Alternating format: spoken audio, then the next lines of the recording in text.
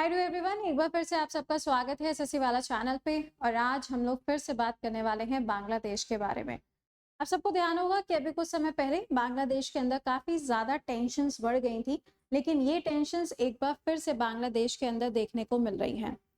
पहले जो टेंशन का सिनेरियो था उसके अंदर आपने शेख हसीना जी का नाम सुना था, यानी कि पीएम ऑफ बांग्लादेश। लेकिन इस बार जो यहाँ पे चीजें हो रही हैं वहां पे आपको प्रेसिडेंट ऑफ बांग्लादेश का नाम सुनने को मिलने वाला है। तो आइए जरा बात करते हैं कि यहाँ पर हुआ क्या है, क्या डिमांड्स है, क्यों प्रोटेस्ट हो रहा है, और ये जो पूरा प्रोटेस्ट है इसके अंदर क्या क्या ऐसे इंपॉर्टेंट फैक्ट्स हैं जहां से अपने पेपर में क्वेश्चंस बनेंगे। तो आइए जरा शुरुआत करते हैं, लेकिन इससे पहले एक बार इसे सेशन को अपने दोस्तों तक भी पहुंचा दीजिएगा। यहाँ पे आप देख पा रहे होंगे, tension grip Bangladesh as protester demand removal of the president over the comments on Sheikh Hasina resignation. यानी कि अब जो यहाँ पे प्रोटेस्ट स्टार्ट हुआ है उस प्रोटेस्ट के अंदर डिमांड की जा रही है कि बांग्लादेश के जो राष्ट्रपति हैं उनको अपना इस्तीफा देना चाहिए। चलिए इसको समझते हैं। सबसे पहले जब हम बांग्लादेश पढ़ना शुरू करते हैं तो बांग्लादेश आप सभी को पता है इसे ईस्ट पाकिस्तान के नाम से जाना जाता था। उसके बाद में 1971 में इसको बांग्लादेश का नाम मिलता है और ये एक सेपरेट कंट्री के रूप में जाना जाता है।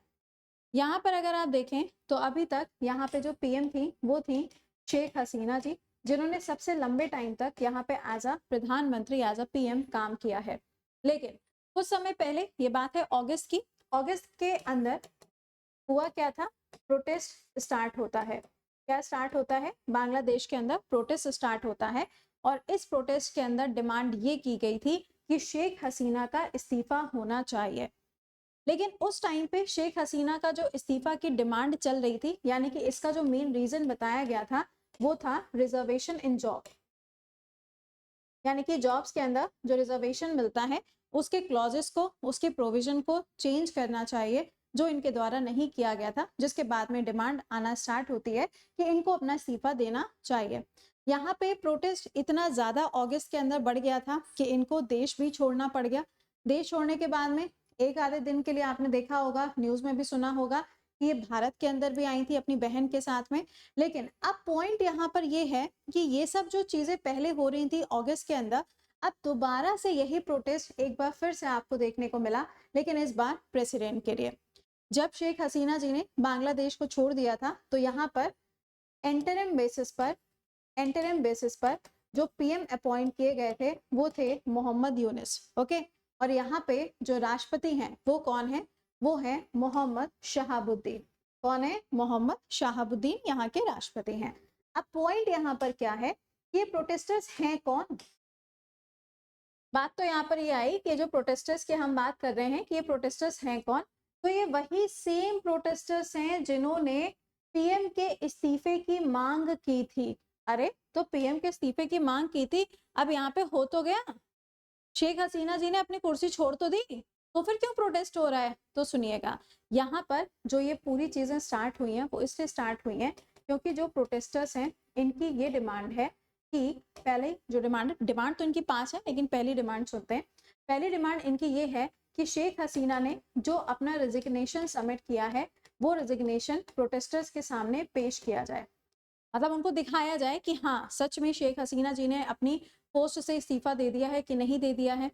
इस बात को लेके राष्ट्रपति ने बोला कि मेरे पास में ऐसा कोई भी लेटर जो है वो नहीं है।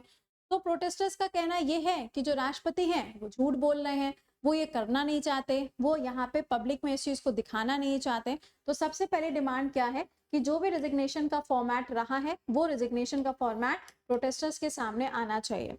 दूसरी इनकी डिमांड ये है कि यहाँ के जो राष्ट्रपति हैं शहाबुद्दीन जी, इनको भी अपना इस्तीफा दे देना चाहिए।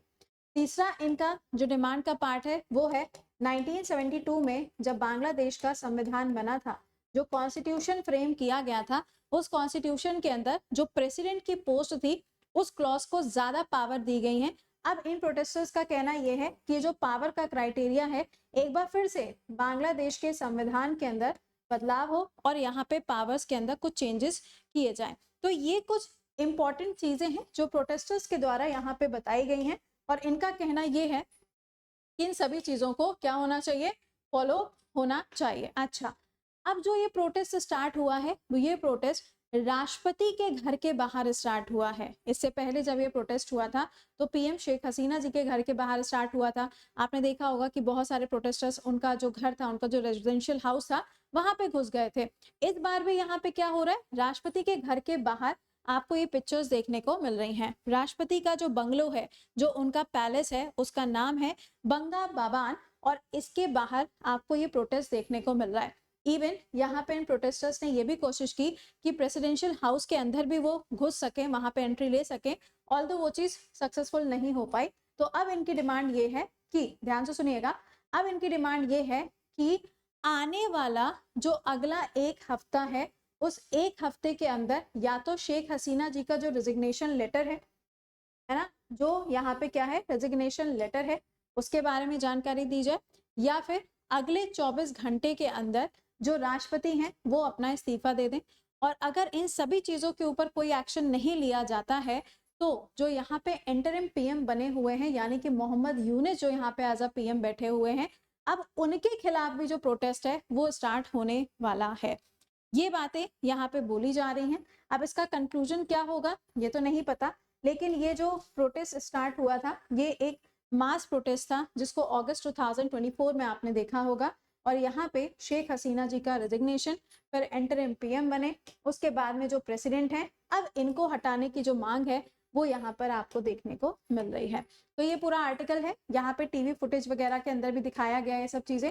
ओके, शेख हसीना जी का रिजिग्नेशन को लेके यहाँ पे पॉइंट है, कॉन्स्टिट्यूशन के अंदर कुछ बदलाव होने चाहिए, उसके ऊपर यहाँ पे बातें जो हैं वो कही गई हैं।